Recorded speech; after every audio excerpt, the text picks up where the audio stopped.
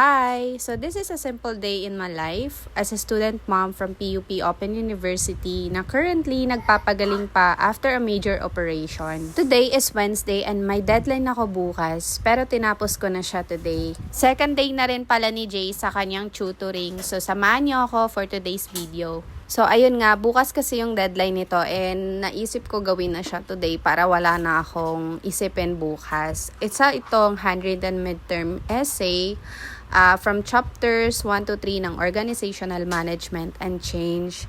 Medyo effort kasi handwritten siya pero mas okay na yung tapos na agad kesa nagmamadali nga. Ulit-ulit!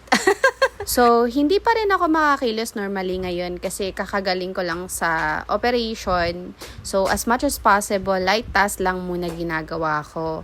And marami rin akong deadline sa school pero yung iba kasi nagawa ko na and yung iba next month pa naman yung deadline kaya hindi ko masyadong pinofocus yung sarili ko doon. Tapos syempre kasama rin yung thesis sa mga deadlines namin na kailangan din ma-submit namin on or before May 30. So sa ngayon sobrang loaded kami dahil nga last day na ng SEM and next year, 4th year na kami and finalization na rin ng thesis pero hindi pa rin kami makamove forward sa chapter 3 and 4 and 5 pala, dahil meron pa kaming feedback galing sa UREC form na kailangan namin i-comply. And going back, natapos na nga ako sa pagsusulat at sinubmit ko na rin kaagad yan para hindi ko na nga makalimutan. Then, inasikaso ko na si Jace kasi may tutor siya today. Second day niya pa lang pero okay naman, nakikinig siya. Nakakatuwa lang din kasi nakikita ko na yung mga improvement niya.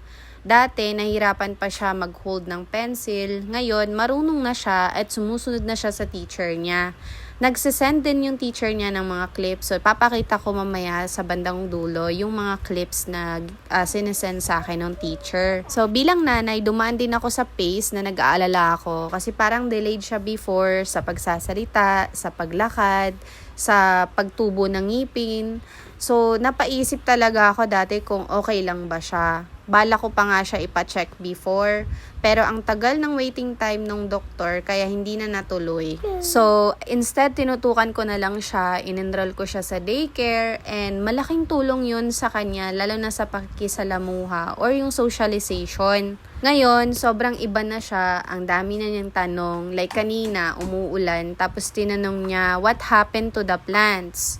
Simple lang pero nakakatuwa marinig yun kasi interested siya sa mga ganong bagay. Tapos, ayun, saglit lang din talaga kasi 1:30 or 1 hour and 30 minutes lang naman yung session nila and sinundo ko na lang din agad si Jace gamit yung e-bike and malapit lang din naman yung lugar namin sa teacher niya. And ito yung mga clips na sinesend sa akin ng teacher niya.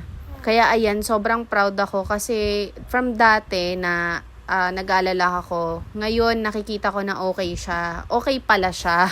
Active siya, curious, at ang dami niyang natututunan. And I'm really thankful for that. One thing na ginawa ko din, na tinanggal ko yung screen time niya. Ang feeling ko, nakatulong yun para mas makapag-focus siya. Ngayon kasi mas more on behave siya and napagsasabihan na talaga siya and pagka inuutusan ko siya, mas nakakapag-focus na rin siya and ginagawa rin niya minsan, hindi, ginagawa niya naman yung inuutos ko sa kanya. So, ito yung mga ginawa niya. Siya daw lahat nagsulat dyan. So, sobra akong masaya bilang nanay na nakikita ko ganito na siya. Ayan lang, salamat at umabot kayong dito. Thank you for watching. Bye!